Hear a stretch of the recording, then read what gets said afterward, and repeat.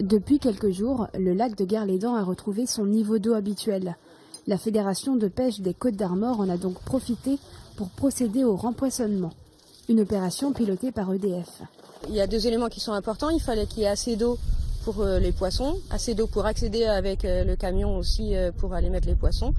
Et puis il fallait que ce soit aussi à cette période, c'est-à-dire avant que les brochets, les cendres ne se reproduisent, puisque le but du jeu est qu'ils se fassent leur première reproduction directement dans le lac, pour qu'on ait les petits brochetons et les petits cendres qui naissent dans le lac dès cette année.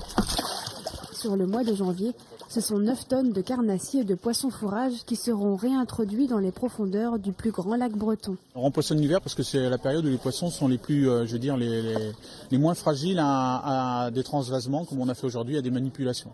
Parce que le poisson, tout simplement, il a du mucus sur sa peau, qui sont une sorte de protection, et c'est l'hiver que ce mucus-là est le plus dense, entre guillemets.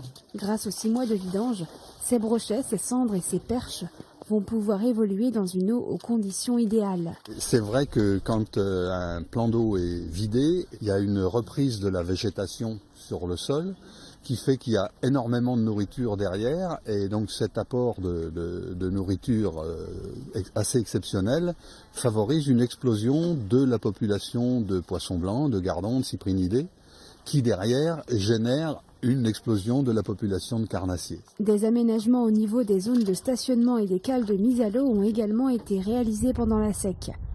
Une zone de frayère naturelle a même été créée pour favoriser la reproduction des poissons.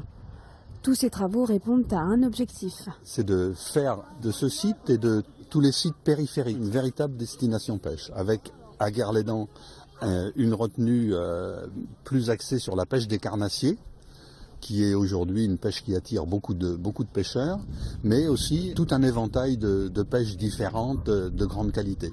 Après 2 ans d'interruption, la pêche redémarrera sur ce site à la fin 2017.